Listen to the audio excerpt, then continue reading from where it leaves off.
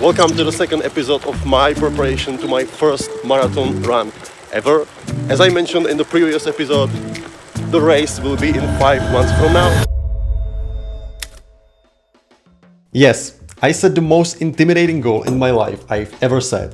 Running a first marathon as a complete beginner. And in this video, I'm gonna break everything down in complete transparency with all the ups and downs and also mistakes I made, whether in training or in the race day itself. So you can leave this video knowing firstly what it takes to train and run a first marathon as a complete beginner. Secondly, you'll see transparent and 100% authentic vlog from the race day and also days before. Thirdly, how you can avoid some of the mistakes I made, and one bonus part which will fall perfectly into place right after mentioning these three areas. Also, feel free to use timestamps if you're interested in some parts only.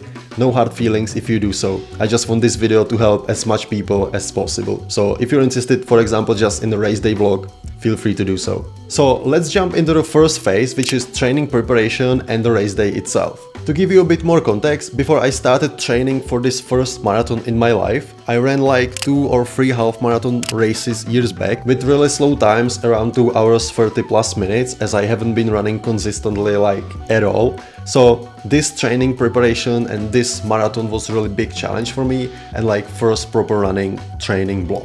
I started my 20 weeks long prep in December with the Prague Marathon race scheduled at the start of May with the goal of running sub 4, which means running a whole marathon under 4 hours, which just for the context is running pace at around 5:45 minutes per kilometer throughout the whole race. The training plan was 4 run trainings per week and one, ideally 2 strength trainings in the gym, as I've been going to the gym regularly and strength training is also really important for runners. If you're interested, I will link this training plan in the video description down below, but in general it was pretty straightforward with 2 classic zone 2 runs, 1 speed workout on track and 1 weekend long run with increasing weekly volume in distances and 1 day completely off for some active recovery like easy hiking or anything like that. So with that being said, every weekend I was pretty scared of running longer and longer distances through my weekend long runs, which I never ran before. And I ended up at 34 kilometers long run like 3 or 4 weeks before I started to decrease the volume before the race day. Part of this prep was also a half marathon also in Prague, where I tested part of the course and overall racing atmosphere.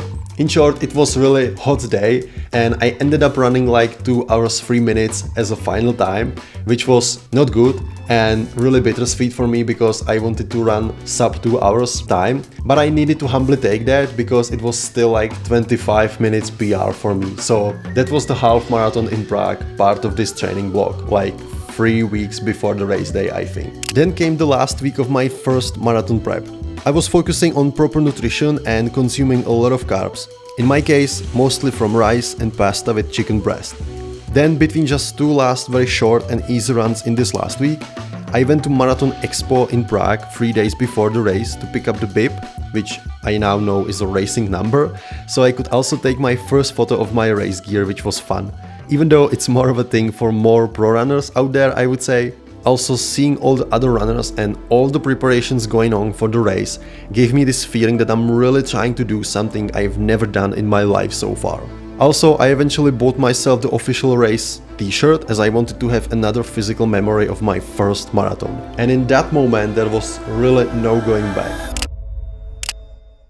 So it's currently 4:45 and it's time for my morning coffee and it's a marathon day. Let's do this! After the coffee and visiting the bathroom, I made myself eggs with oatmeals as I'm used to eating a lot and it was still enough time till race start. Days before and also this morning I was keeping an eye on consuming enough carbohydrates and electrolytes, so once I sipped my morning portion, me and my girlfriend headed down to Prague, which is like 1 hour drive. Then during the transport through Prague, I was still consuming electrolytes and when we arrived at Old Town Square like 2 hours before the race, I ate a little bit of overnight oatmeals with banana, then I did my warm-up, a few runs with also some faster ones, and it was time to wave goodbye to my girlfriend and head over to the starting corridor. Even though I was starting way back in the line, the atmosphere there was electric and I felt pumped up but also a little bit nervous. Because at this moment, all the trainings, all the hard or boring runs finally make one piece.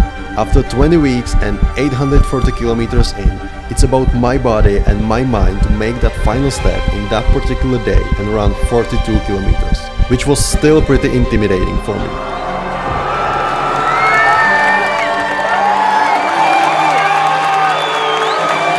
The start of the race was really buzzing experience as you and other 1,000 runners head out to reach the same goal, to pass the finish line. And as in life, I believe in marathons too, there are no shortcuts and you need to show your willingness and persistence to go through hardships, whether you're finishing in 2, 3 or 5 hours. At 4K mark, I ran for the first time by my girlfriend and the nervous feelings finally disappeared. So I could also enjoy the beautiful city of Prague as we ran through the center via Prague Castle, Charles Bridge and many other famous places. It was really one-of-a-kind experience to have the possibility to see those places without a group of tourists but runners instead. So everything was going fine, only until 11 and 15K mark, where I experienced one of the worst situations that can happen to you during the race. Obviously, I don't have any footage from this situation, but I think this video perfectly explains what happened.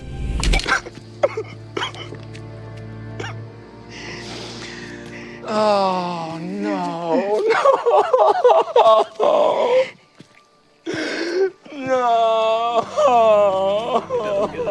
Yes, with all the transparency, I was literally shaking and trying to keep everything in my body that should stay in my body.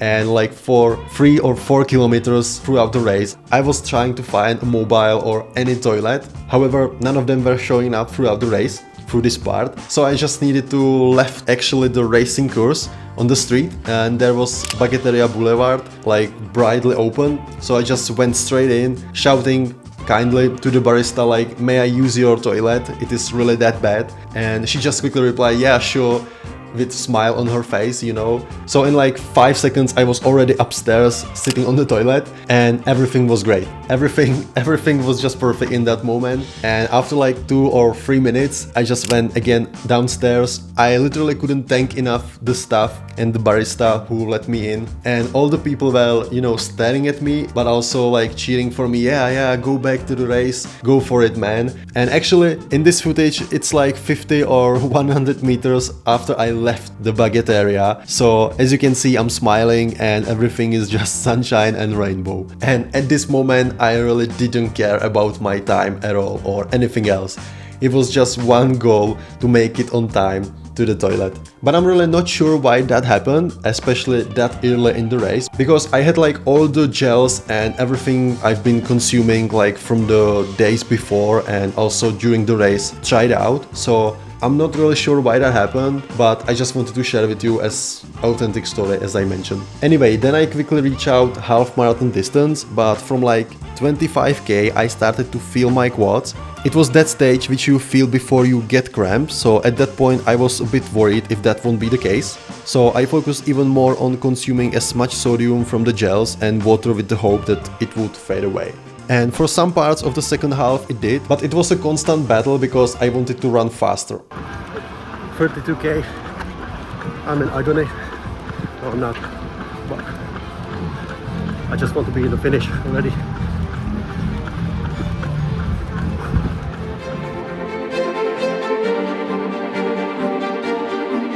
Once I crossed this 32 kilometers mark, the mental battle was really on, so I really needed to lean on 3 helpers or 3 things, whatever you want to call it, which really helped me to push forward throughout the race, throughout the rest of the race. First one is the fact that I can choose to be running at that point, because I always think of people who can't be running or can't even walk. So I kept reminding myself at that moment especially that it is my huge privilege to be running a marathon at that point. The second helper is focusing on the next kilometer only, and what I mean by that is that if like at the very beginning of the start or even at the 20 or 30K mark, if I was thinking about the rest, like the remaining part, it was still really intimidating because like 15K till the finish, it's still a lot. So what I did is that I was focusing on the current kilometer which I'm in and just finishing like, okay, it's 24K in, let's focus to finish it to the 25 and so on and so forth. So this really helped me to be in the present moment and not really think of the remaining part and what will happen if I get cramps or anything like that. And lastly, I was thinking about my supportive girlfriend, because she, like from the day one of this this marathon prep till this last final race. She was super supportive, and every time I just realized how lucky I am, and also during the race, every time I met her, it was super energizing and I just felt more motivated to finish the race. So then I only focused on each kilometer in front of me, and I just believe that I'm going to finish in 4 hours 40 minutes,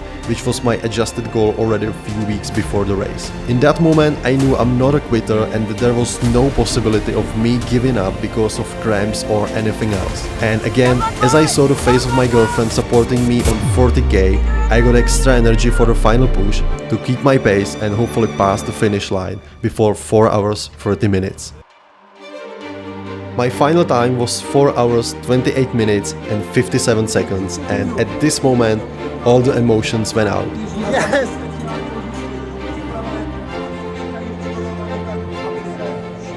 Even though it was a pretty below average time, I was happy I defeated my biggest enemy, me. Me and my biggest fear of doing something completely new and intimidating.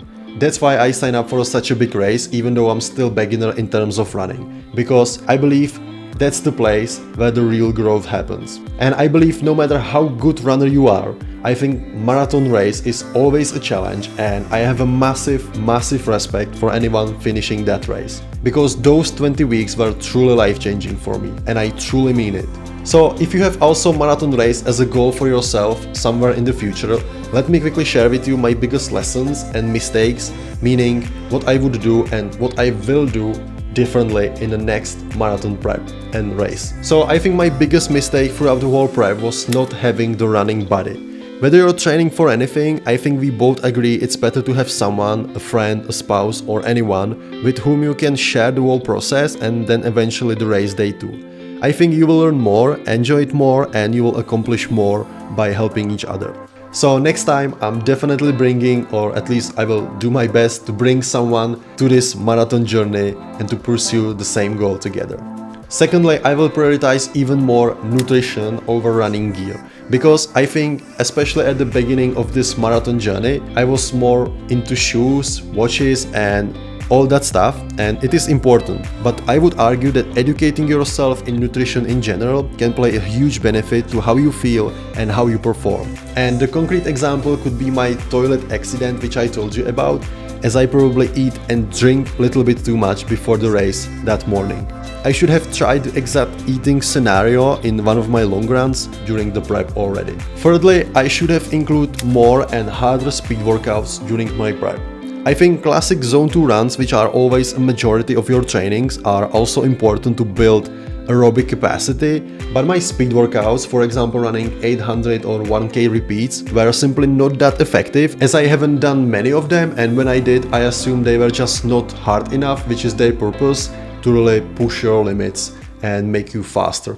So these were my biggest lessons from my first marathon prep and race, and now the bonus part which I mentioned at the very beginning. It's actually a thought that came to my mind during the race, and it's an opinion that I think everyone should always try to choose and do the hard things in life. Because I think this race and this whole first training marathon block truly showed me that by actually confronting my biggest fears, possibly your biggest fears, that you will just grow exponentially. And it doesn't need to be just running. I've experienced like similar growth in my own small business recently, and it's basically the same what I'm trying to do with this YouTube channel. Because it's bloody scary to talk to the camera like this, record videos, but it has been something I've been trying to and wanting to do for years. So I'm again confronting my biggest fears and I'm choosing the hard way. So if there is anything in the back of your mind which you're always thinking about and you're afraid to do and you don't know how, or you're just scared, just go out there, confront your biggest fear and just do the first step. Don't think about the rest. Because I think that's the only way how you can really accomplish great things and what you're dreaming of in your life. Because these things, they are supposed to be hard, like running a marathon. So I hope this video will help someone to run a first marathon somewhere in the future. If you already run a first marathon or more of them, let me know what were your first experience, and I'll see you in the next video. Cheers!